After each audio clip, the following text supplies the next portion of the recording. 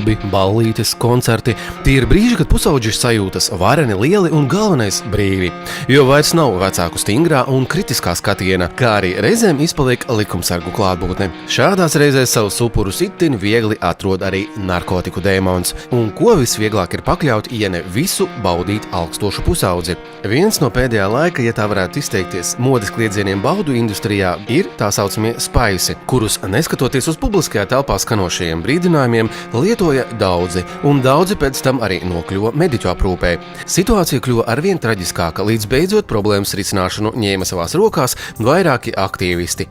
Gan tādi, kas paši izmēģinājuši un apdedzinājušies, gan tādi, kas vienkārši negribēja gaidīt, kamēr attiecīgo varas iestāžu pārstāvji piecelsies no saviem krēsliem, jo nu jau šīs narkotikas varēja brīvi iegādāties, kā maizi veikalā.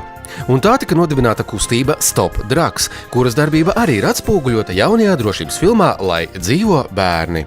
Mēs aizvērām visas 60 tirdzniecības vietas. Tagad pilsētā vairs nav nevienas tirdzniecības vietas.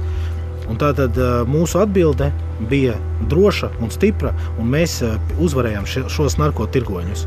Vislielākā problēma ir tiem jauniešiem, kuri klīst pa ielām.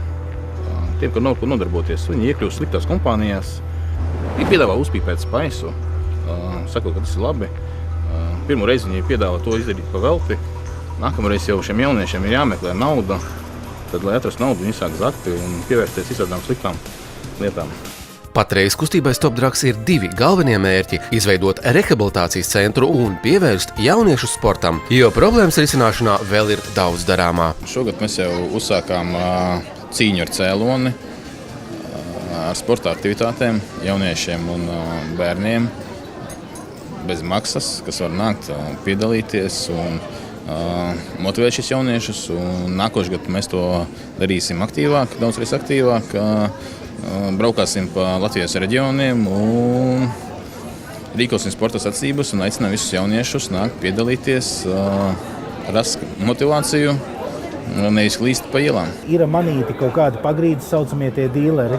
Viņi ir nogrūdusi pagrīdē. Varētu teikt, ka mēs esam aizvēruši šīs visas tirdzniecības vietas ciet, bet pagrīdes tirdzniecība, protams, ka ar viņu tur ir daudz smagāks un daudz jābūt ir daudz ilgākam laika posmam. Interneta saitos tiek tirgotas šīs narkotiskās vielas.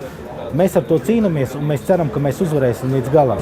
Mana tāda pārliecība, mana motivācija ir tāda, ka nesūdzies par savu valsti, jo tu arī esi valsts. Ej un dari.